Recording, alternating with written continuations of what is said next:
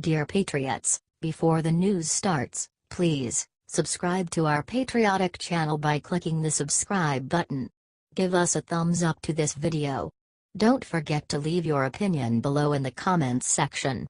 Share the news on Facebook and Twitter so you friends see it. Thank you. When Bannon called for war against GOP, Trump did something stunning. President Trump's former White House chief strategist Steve Bannon gave a speech at the Values Voter Summit on Saturday in which he condemned establishment Republican politicians like Senator Mitch McConnell for working against President Trump, saying, "It's not my war, this is our war and y'all didn't start it, the establishment started it," Bannon said. He also said, "Right now, it's a season of war against a GOP establishment." These are strong words, and when President Trump was asked about them on Monday, he gave a surprising response that should make all Americans proud. "Steve is very committed. He's a friend of mine and he's very committed to getting things passed. I mean, look, despite what the press writes, I have great relationships with actually many senators, but in particular with most Republican senators. But we're not getting the job done. And I'm not going to blame myself. I'll be honest. They are not getting the job done." He continued. "And I can understand where Steve Bannon is coming from, and I can understand, to be honest with you, John, I can understand where a lot of people are coming from, because I'm not happy about it and a lot of people aren't happy about it. We need tax cuts. We need health care." Here's the genius of these remarks. President Trump is obviously disappointed in the GOP establishment leaders, who, after railing against Obamacare for years, utterly failed to find a replacement when they controlled both the legislative and executive branches. That being said, the president is a negotiator, and he understands the importance of getting people on his side so that he can work with them to make something great.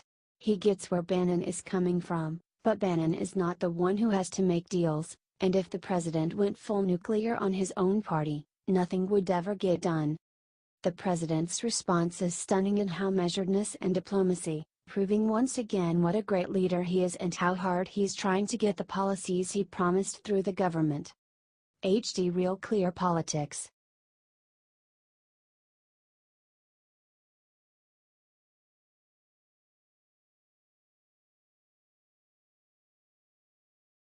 Betrayed John McCain just got on stage and did something unforgivable to Trump. Everyone's favorite Reno John McCain just can't resist taking shots at President Trump.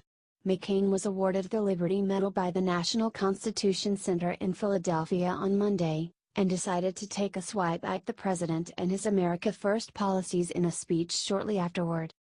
Although McCain did not name President Trump specifically, he crafted his words in such a way that there could be no doubt as to who he was talking about. Here's what he said, in part. "To fear the world we have organized and led for 3/4 of a century, to abandon the ideals we have advanced around the globe, to refuse the obligations of international leadership and our duty to remain the last best hope of Earth for the sake of some half-baked, spurious nationalism cooked up by people who would rather find scapegoats than solve problems is as unpatriotic as an attachment to any other tired dogma of the past that Americans consign to the ash heap of history." McCain is subtly digging at the president's focus on America First, a part of which is his withdrawal from international agreements such as the Paris Accords and his criticism of international bodies such as NATO and the UN. Criticizing international bodies is not refusing international leadership. America alone cannot do and pay for everything. Asking our allies in NATO and the UN to help and fulfill their own obligations towards promoting world peace is hardly spurious nationalism. Neither is protecting our borders or revising unfair trade deals. The kind of sideways criticism of the president in this speech is not helpful, necessary, or accurate. McCain might have been a fine senator once and served our country with distinction, but if he can only criticize, it's time for him to step aside. HT Medium.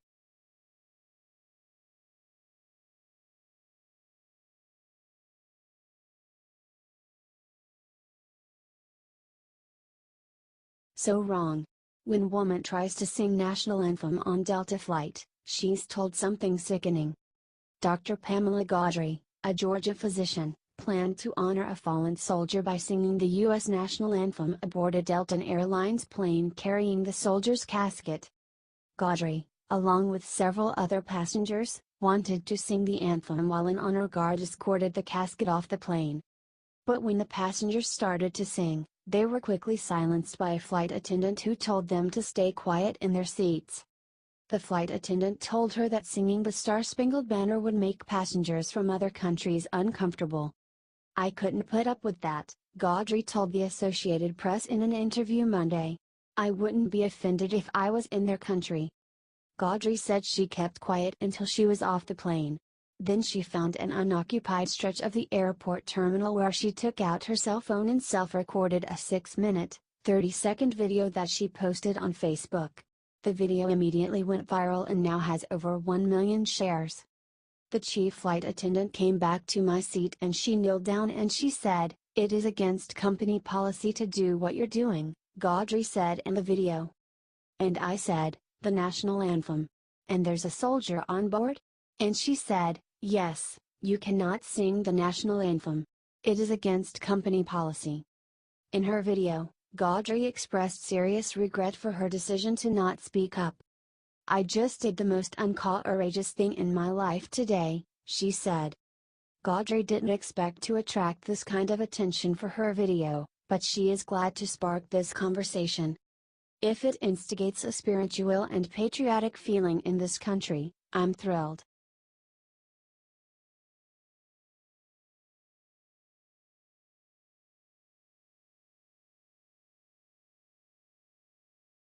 Evidence. What this Marine mom said Obama did to families of fallen soldiers proves Trump was right. When President Trump said he was told that President Obama didn't often call the families of fallen soldiers, he was instantly attacked. The liberal media blasted President Trump as a liar and claimed that Obama always called the families of deceased service members. As usual, the liberal media is wrong and Trump is right.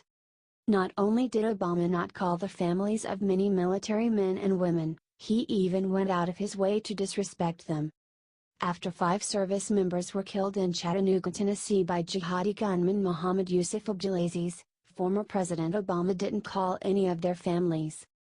Kathy Wells, the mother of murdered Marine Skip Wells, went on Hannity to tell her story.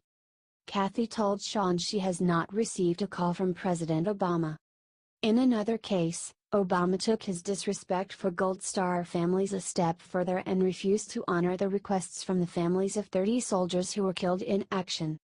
Karen Vaughn, mother of Aaron Vaughn, a Navy SEAL who was killed in Afghanistan, told CNN. "When my son was killed, he was killed in the largest loss of life in the history of naval special warfare, and we had 30 families at Dover Air Base waiting for our sons' bodies to be returned from Afghanistan. What we experienced there was, the families unanimously asked Barack Obama to not bring any media, to not make this a media event, that he was welcome to be with us but no media. And he showed up with cameras, and the next day our pictures or his picture saluting the caskets of our boys was plastered over every outlet in America." These are just a few of many cases when former President Obama ignored, offended or even lied to Gold Star families. See Benghazi. There is a reason why a majority of military members disapproved of Obama. He constantly treated our troops like garbage. Thank God those days are over and our troops finally have a commander-in-chief who respects them.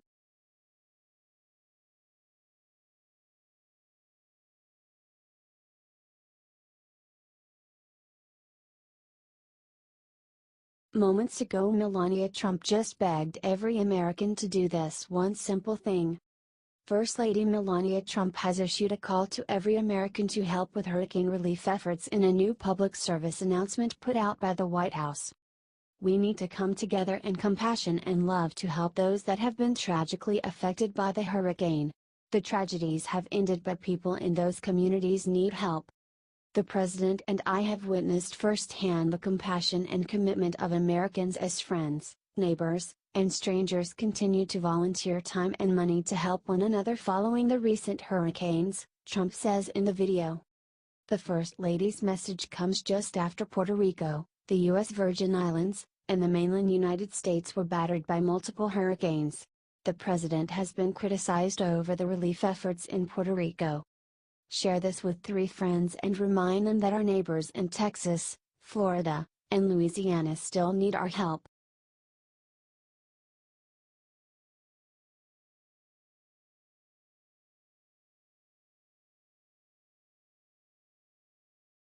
Trump just snuck through something even bigger than Keystone Oil Pipeline and no one's noticed. Once again, Trump is busy getting the business of our great country done, while the media obsesses over finding ways to discredit him. This time, our president approved an oil sand pipeline expansion that will move oil sand across the Canadian border. All while the media was looking the other way. But, boy, when they find out. According to Alberta Energy, oil sand is a naturally occurring mixture of sand, clay or other minerals, water and bitumen, which is a heavy and extremely viscous oil that must be treated before it can be used by refineries to produce usable fuels such as gasoline and diesel. They also say that Alberta's oil sands have been described by Time magazine as Canada's greatest buried energy treasure. The pipeline expansion Trump approved, to access more of this energy treasure, is Enbridge Energy's Line 67. It will carry more oil than the Keystone Pipeline, which environmentalists oppose. Of course, they oppose Line 67 as well. But, as that video describes, they're careful and concerned with the environment, less land disturbance, setting aside land for recreation, etc., unlike what the libs and environmentalists would have you believe. I love how Trump got this done without anyone noticing, don't you? Could that be a part of his strategy? Whatever it is, if you like it, get this shared to show that our president is getting things done and comment #OilSense. The Daily Caller and The Hill.